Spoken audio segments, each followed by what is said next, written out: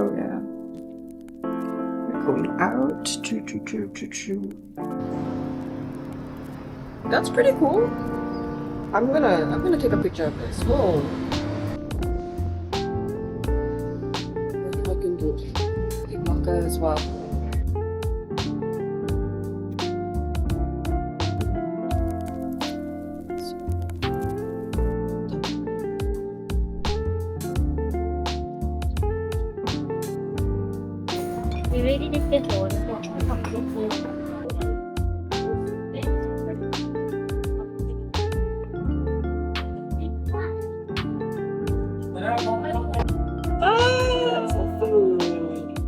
Oil pasta.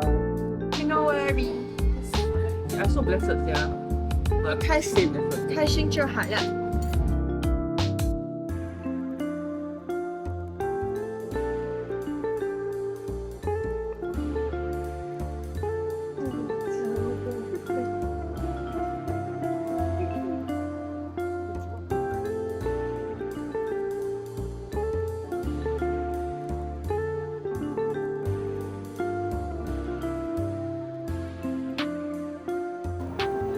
一个吃茶糕。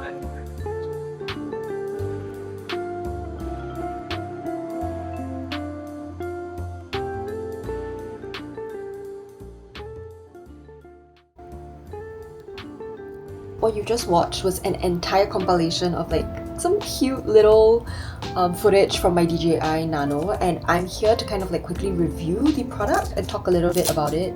I'm currently filming this review, this current video on my DJI Osmo Pocket, and I use the Osmo Pocket 3.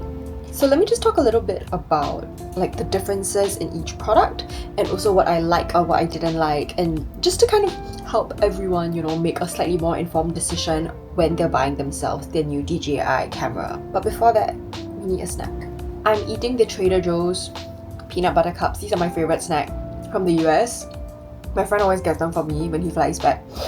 Just love these. As a disclaimer as well, I am definitely not a tech geek or a tech whiz. I am not an expert in cameras. This is just totally based off of my own experience, my own framework, and my own understanding of how both products work. Take everything I say as kind of like a amateur's hot take. So as with every good review, you kind of need a framework for it. I'm going to be assessing the Osmo Pocket 3 as well as the DJI Nano based on 4 key dimensions. The first being the product features, the second being the price, the third being the user experience, and finally the quality of the footage. The first things first being the product features. The Osmo Pocket 3 is meant for creators. So the Osmo Pocket 3 was actually created for creators.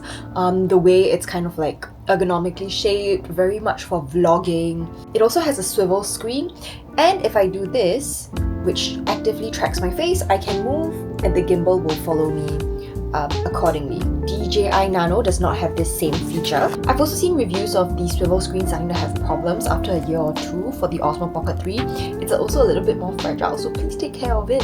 Get a good stand, grab a strap. The Nano, however, it's great. It's lasted almost every kind of fall. I can't complain about this at all. What I like about the Nano is that it comes with magnetic features, which means that I can kind of just attach this to any magnetic surface. What's nice is the screen also attaches really simply with a lock mechanism, and you can even change the orientation such that you can watch what you're filming ahead of you. The set also comes with a necklace that is magnetic, and I get to also attach it and wear it so that the audience gets a POV view. The Osmo Pocket is not waterproof at all. Please do not take any underwater footage with that. However, the DJI Nano is. Do note that it's only the camera that's waterproof. You should not be bringing the screen with you underwater. Clearly you can see based on the features alone, the two products are completely different and serve completely different uses. I'd say that the Osmo Pocket 3 is really good for that everyday vlogging. Perfect if you're creating reels. Auto active track feature is perfect for vloggers. Whereas the Nano is a lot more like an all-in-one action camera. It is very, very portable, light and easy to carry around, and is definitely less fragile compared to the Osmo Pocket 3. So which one do I think is better? Neither. I think both cameras kind of have their own very specific use cases. and I don't think that any of the features kind of like outweigh the other. They're both very well designed cameras, and because they're completely different products, I won't say which is better. In fact, I do feel like they're very good complements to one another as well, depending on what you like to film. Now, if we're talking price, the Osmo Pocket 3 is much more expensive compared to the DJI Nano. This little set, along with the magnetic necklace, the cables, it didn't come with an SD card. I did buy a little microphone with DJI. This entire little setup was literally $400 plus. I also got it in the 128 gigs. If you get it in 64 gigs, I believe it's slightly cheaper. Maybe like $380, but for $400, this is a mighty little camera. For the Osmo Pocket 3, however, when it first came out with the creator combo, it was literally retailing at $1,000, and that was too crazy for me. I didn't get the creator combo, I got just the Osmo Pocket 3, and then I proceeded to buy all the different little accessories myself. So that only cost me, I think, $700 or $700? Was it $700 to $800? Almost twice, if not twice the price of the DJI Nano. Super big difference, and I must say the DJI Nano definitely wins on price. In terms of value for dollar, if you're just a casual creator that's looking to create nice videos or videos with relatively more elevated footage compared to your iPhone, this is good, this is great. You definitely don't need the Osmo Pocket 3. Moving on, user experience. I'm actually really torn. I don't know whether to say that each product is like easier to use than the other, just because, I don't know, like they're both really easy to use and they're both really user friendly. The controls are very similar. You kind of like swipe left for the menu, or I think you swipe left for the playback, and then all your settings are also accessible when you drag down, if I remember correctly. Aside from that, settings are also really straightforward. Both devices allow for Wi-Fi connection, which is great. The only difference is that you get to kind of plug this in directly via USB connection, and then you get to transfer everything onto your laptop with the Nano. The good thing is that the Nano comes with inbuilt storage, whereas the Osmo Pocket does not. So I do like that a little bit more about the Nano to use, although I will say that I think adjusting to the wide lens of the Nano takes a little bit of time.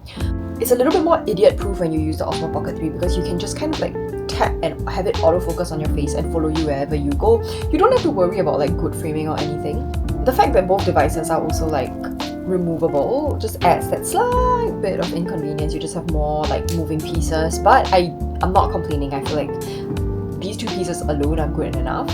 Managing for calibration and stability is slightly harder on the Nano compared to the Osmo Pocket. The Osmo Pocket is really like super stable because it uses a gimbal calibration as compared to the Nano, which goes at it from a digital perspective, if I'm saying that right, but that definitely makes a difference. So you do kind of have to think about perhaps holding this on like a stick or something. Holding it with your hand is fine, but controlling like pans and stuff is definitely a lot harder, whereas the Osmo Pocket does manage that a lot better. For me personally, I feel like the Nano is just a little bit easier to bring around with me and fit into my bag. Finally, on the fourth dimension, quality of the footage. This, unfortunately, the Osmo Pocket just wins hands down. The Osmo Pocket is so good at adjusting for low light conditions, whereas the Nano, as you can see from my earlier footage, there are just some parts that, I mean, if you're going into like a low light kind of a venue, I just find that the quality of the footage just doesn't come out as much. The colors don't pop as well. And for that reason, I just feel like the Osmo Pocket is still worth your $700 because of the quality of the footage that comes out. This just looks a little bit more yellow, less like pink, and then on top of that, the footage is just slightly less clear. I don't know how to put it. You can kind of see the vibrance of the colors and also just the crispness of the photos just don't, like it doesn't hit as much. With that being said, this is not bad in low lighting conditions at all, especially for $400. And the wide angle lens definitely allows for much more interesting shots. You do kind of have to buy the additional wide lens for the Osmo Pocket and then attach it magnetically, which I'm not a fan of, TBH. But hands down for me, the Osmo Pocket will always win on footage quality. You can already see just based off of this footage and the other footage. So hands down, it's the Osmo Pocket for me. With that, let me conclude with my overall thoughts. I do think that both cameras are really very good, and DJI is doing so well. I'm literally thinking like whether I should buy DJI stock, like, because both cameras are just so good and so convenient. They really, both cameras definitely think about the user experience and are definitely very cost effective options for someone looking to kind of like start vlogging or go into any of this. I have used my DJI Osmo Pocket so much since I got it. Like my $1,000 Sony EV10 camera has not been touched. I feel so bad for it.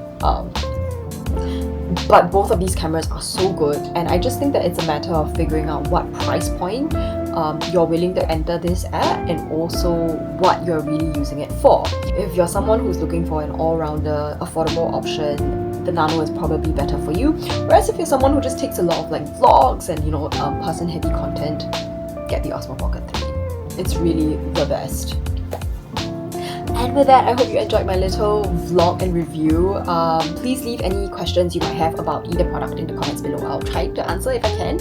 And if you enjoyed this little video, please subscribe to my channel. I post lifestyle content and just like my daily like bits and pieces, travel vlogs, makeup, beauty, all that stuff. And I'll see you in my next video when I get around to posting it. Bye!